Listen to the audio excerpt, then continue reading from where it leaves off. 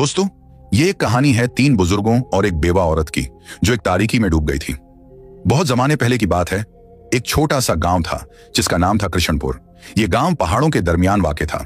यहाँ के लोग सादे थे, खेती बाड़ी करके गुजारा करते थे। हालांकि गांव का नाम कृष्णपुर था, लेकिन वहां की गलियों में सुकून कम और खटास ज्यादा थी। ये गांव अंधापन और सामाजिक बुराइयों में जकड़ा हुआ था। इसी गांव में रहती थी एक औरत जिसका नाम था राधा। राधा एक बेवा थी। उसके शौहर की मौत को 3 साल बीत चुके थे। जब उसके शौहर गोपाल की बीमारी से मौत हुई, तब से उसकी जिंदगी में सब कुछ आंसुओं और तानों के सिवा कुछ न बचा था। गोपाल गांव के एक सादे किसान थे। उनका घर छोटा था, मगर उसमें राधा के साथ उनकी मोहब्बत और आपसी समझ बसती थी। मगर जैसे ही गोपाल की मौत हुई, राधा का घर अंधेरे में डूब गया। गांव वाले उसे एक मनहूस औरत मानने लगे। गांव की औरतें उसके साथ बैठने से कतराती, मर्द उसे तानों और बेइज्जती से नवाजते। बच्चों को कहा जाता कि राधा के घर के पास भी न जाएं। हर सुबह जब राधा गांव के कुएं पर पानी भरने जाती, तो औरतें आपस में सरगोशियां करती। देखो, ये अभागनी आ गई, जिसके कदम जहां पड़ते हैं वहां कोई ना कोई मुसीबत ही होती है। राधा ने कई बार इन तानों को नजरअंदाज करने की कोशिश की, मगर उनकी बातों के कांटे उसके दिल को चीरते रहे। रातें उसके लिए और भी मुश्किल होती थीं। जब पूरा गांव गहरी नींद में सो जाता, राधा आंगन में बैठकर आसमान की तरफ देखती। चांद की रोशनी उसकी आंखों में आंसू भर देती। वो अक्सर अपने शौहर की तस्वीर के सामने दिया जलाकर रोती और खुदा से पूछती, आखिर मैंने क्या गुनाह किया है जो मेरी जिंदगी इस तरह जहन्नम बन गई। कई बार उसने गांव छोड़कर जाने की भी सोची, मगर कहां जाए। उसके माँ बाप बहुत पहले ही चल बसे थे। भाई बहनों ने उसके बेवा होते ही मुंह मोड़ लिया।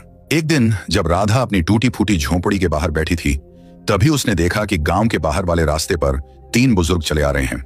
वो सफेद दाढ़ी वाले, सफेद लिबास पहने हुए थे। उनके चेहरों पर इत्मीनान था, मगर आंखों में एक अजीब सा राज झलक रहा था।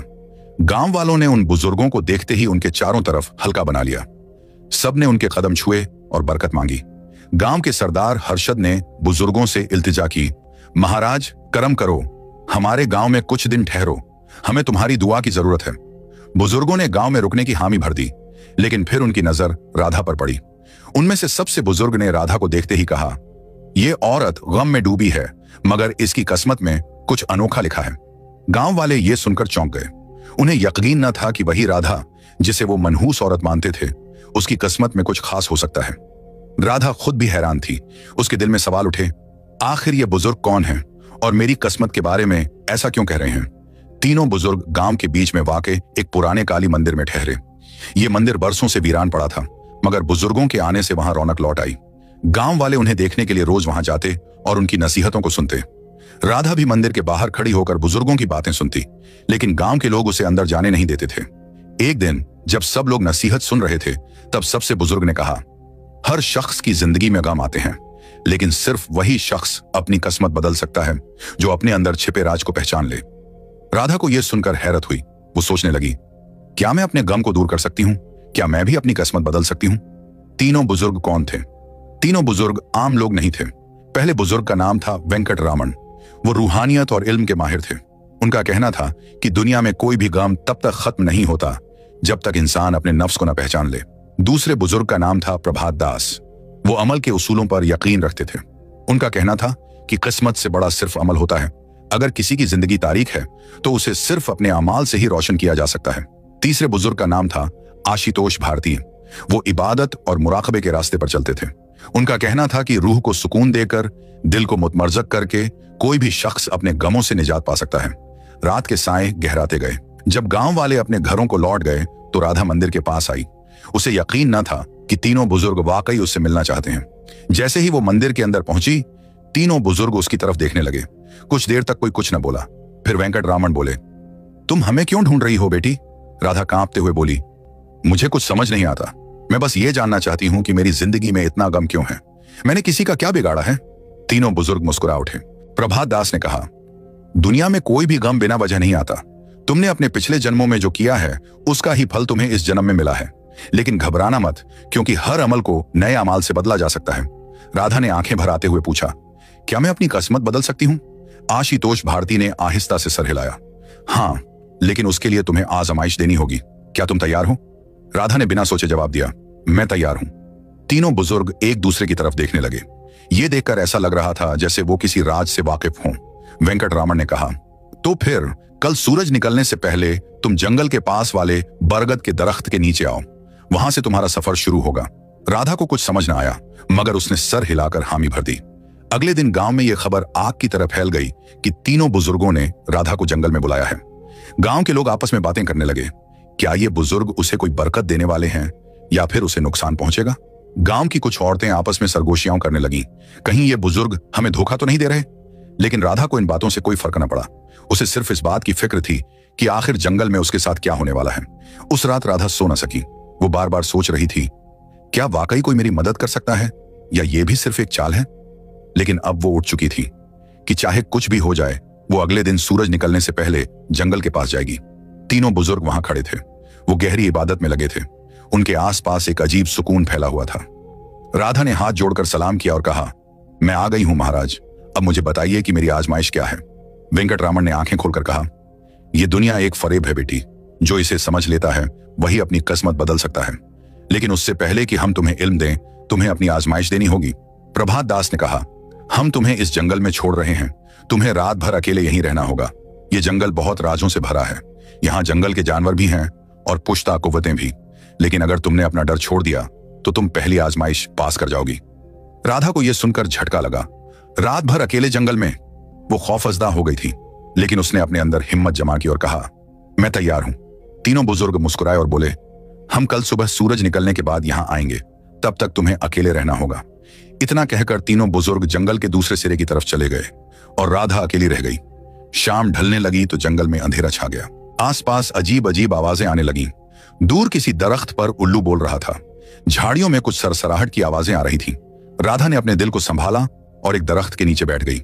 लेकिन जैसे ही रात गहरी होने लगी, खौफ भी बढ़ने लगा। अचानक उसे लगा कि कोई साया उसकी तरफ बढ़ रहा है। उसका दिल जोर जोर से धड़कने लगा। क्या यह कोई जंगली जानवर है या कोई भूत? लेकिन तभी उसे बुजुर्गों की बात याद आई, अगर तुमने अपना खौफ छोड़ दिया तो तुम पहली आजमाइश पास कर जाओगी। उसने अपनी आंखें बंद की, गहरी सांस ली और खुद से कहा, मुझे डरना नहीं चाहिए, मैं यहां अकेली नहीं हूं, मेरे साथ खुदा है। जैसे ही उसने ये सोचा, वो साया आहिस्ता आहिस्ता गायब हो गया। रात भर वो इसी तरह अपने डर से लड़ती रही। कभी कोई आवाज सुनाई देती, कभी अजीब सा झटका लगता, लेकिन उसने खुद को सुकून में रखा और हिम्मत न हारी। जैसे ही सूरज की पहली किरण जंगल में पड़ी, राधा ने सुकून की सांस ली। थोड़ी देर बाद तीनों बुजुर्ग वहां पहुंचे और देखा कि राधा मुस्कुरा रही है। वेंकटरामन बोले, बेटी, तुमने अपनी पहली आजमाइश पास कर ली, तुमने डर को जीत लिया। अब तुम्हारी जिंदगी में बड़ा तब्दील आने वाला है। राधा की आंखों में उम्मीद की चमक थी। वो समझ गई थी कि डर तो हमारे दिल में होता है और जब हम उसका सामना करते हैं तो वो अपने आप खत्म हो जाता है। जंगल में डर से भरी रात गुजारने के बाद राधा की आंखों में अब डर की जगह खुद एतमादी थी। जब सूरज की पहली किरणें जंगल की शाखों से छनकर उसके चेहरे पर पड़ी तो उसे महसूस हुआ कि वो पहले से कहीं ज्यादा सुकून और मजबूत हो चुकी थी। तीनों बुजुर्ग मुस्कुरा रहे थे। वेंकटरामन बोले, बेटी, तुमने पहली आजमाइश पास कर ली, अब तुम तैयार हो दूसरी आजमाइश के लिए। राधा ने अदब से सर झुकाया और कहा, मैं तैयार हूं महाराज। तीनों बुजुर्ग राधा को लेकर एक पहाड़ी के ऊपर बने पुराने कदीम मंदिर में गए। वो मंदिर देखने में सादा था, लेकिन वहां एक अजीब सी बरकगी फजा महसूस हो रही थी। जैसे ही राधा ने मंदिर के दरवाजे पर कदम रखा, उसे अपने जिस्म में एक हल्की सी लर्जिश महसूस हुई। तभी आशुतोष भारती ने कहा, अब वक्त आ गया है कि हम तुम्हें अपने असली रूप के बारे में बताएं। राधा चौंक गई। आपका असली रूप? वेंकटरामन ने अपनी आंखें बंद की और अचानक उनके जिस्म से एक तेज रोशनी निकलने लगी। उसी लम्हे प्रभात दास और आशुतोष भारती भी रोशनी से भर गए। राधा हैरत से देखती रह गई। वो कुछ कह ना पाई। प्रभात दास बोले, हम आम बुजुर्ग नहीं हैं बेटी, हम तीनों ब्रह्मा, विष्णु और महेश के नुमाइंदे हैं और इस जमीन पर कुछ खास लोगों की आजमाइश के लिए आए हैं। आशुतोष भारती आगे बोले, हमें वही मिली थी कि हम किसी ऐसे शख्स की आजमाइश लें जो सच्चे दिल से अपनी किस्मत बदलना चाहे, और हमने तुम्हें चुना। राधा की आंखों में आंसू आ गए। अब उसे समझ में आ रहा था कि ये बुजुर्ग कोई आम आदमी नहीं थे। वेंकटरामन ने कहा, तुमने डर पर फतह पाई, लेकिन अब तुम्हें एक और आजमाइश देनी होगी, कुर्बानी की आजमाइश। राधा ने पूछा, क्या कुर्बानी करनी होगी? प्रभात दास बोले, तुम्हें अपनी सबसे अजीज चीज की कुर्बानी देनी होगी, वही चीज जिससे तुम्हारा सबसे गहरा लगाव है। राधा सोच में पड़ गई। उसके पास वैसे भी कुछ न था, मगर फिर उसे अपने शौहर की तस्वीर याद आई। गोपाल की मौत के बाद वही एक चीज थी जिससे वो खुद को जोड़े रखती थी। जब भी वो गमगीन होती, उस तस्वीर को देखती और अपने शौहर को याद करती। उसने आहिस्ता से पूछा, क्या मुझे अपने शौहर की तस्वीर छोड़नी होगी? आशुतोष भारती बोले, अगर वही तुम्हारी सबसे अजीज चीज है तो हाँ, लेकिन याद रखो, सच्ची कुर्बानी तब होती है जब वो सोच समझ कर की जाए।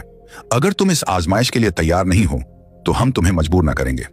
राधा के दिल में कशमकश शुरू हो गई। क्या मैं अपने शौहर की आखिरी निशानी को छोड़ सकती हूं? उसने कुछ देर सोचा और फिर कहा, अगर मेरी जिंदगी बदलने के लिए यह जरूरी है तो मैं तैयार हूं। तीनों बुजुर्ग मुस्कुरा उठे। तो जाओ और अपनी सबसे अजीज चीज को गांव के तालाब में फेंक दो। राधा गांव वापस आई और अपनी झोंपड़ी में गई। वहां एक पुराने संदूक में वो तस्वीर रखी हुई थी। उसने कांपते हाथों से उसे उठाया और तालाब की तरफ चल पड़ी।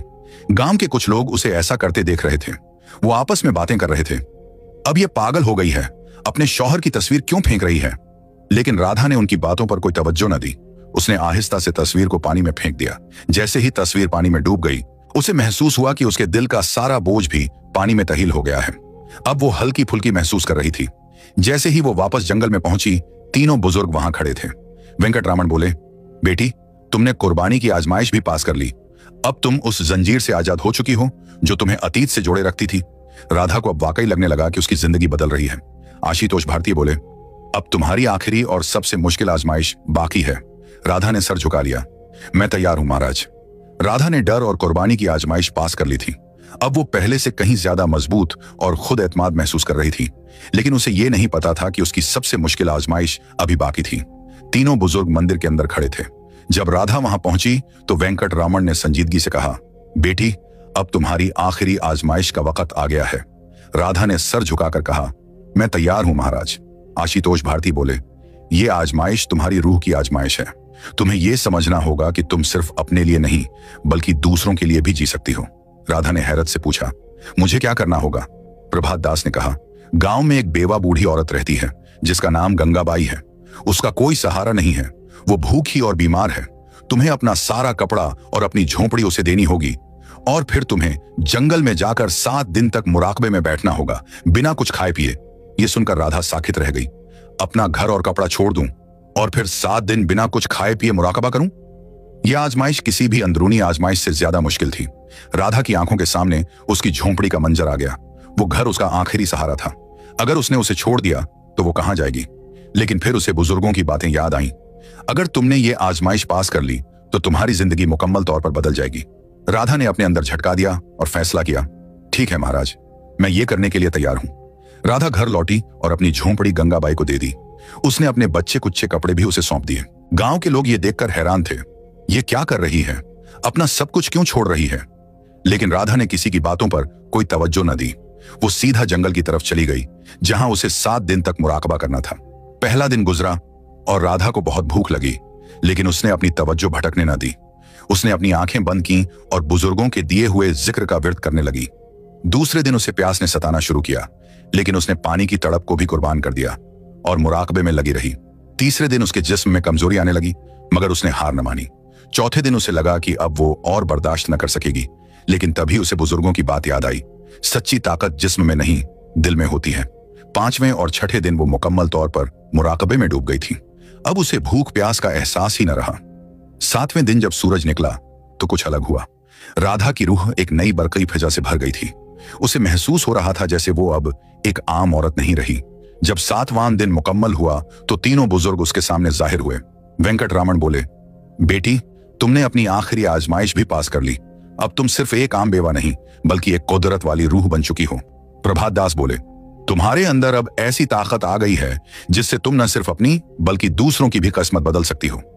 आशुतोष भारती ने अपने हाथ उठाए और कहा, हम तुम्हें दुआ देते हैं कि अब से तुम्हारी जिंदगी सुकून, इत्मीनान और इज्जत से भरी रहे। राधा के आसपास एक सुनहरी रोशनी फैल गई। उसने आंखें बंद कर लीं और जब खोली तो वो पहले से कहीं ज्यादा रोशन, मजबूत और बावकार महसूस कर रही थी। जब राधा गांव लौटी तो गांव वाले उसे देखकर दंग रह गए। अब वो कोई गमगीन बेवा नहीं थी। उसके चेहरे पर इलाही नूर था और उसकी आंखों में खुद एतमादी थी। गांव के लोगों ने उसे पहले तरस से देखा था, लेकिन अब वो उसके पास आकर उसके कदम छूने लगे। माफ करो, हमने तुम्हारी बेइज्जती की थी, लेकिन अब हमें समझ आ गया कि तुम कोई आम औरत नहीं हो। राधा मुस्कुराई और कहा, सच्ची ताकत बाहर नहीं, हमारे अंदर होती है। जब हम अपने डर, अपने लगाम और अपने गुरूर को कुर्बान कर देते हैं, तभी असली हकीकत को पहचान पाते हैं। गांव वालों ने उसे एक शानदार मोहल्ला दे दिया और अब वो गांव वालों की रहनुमा बन गई थी।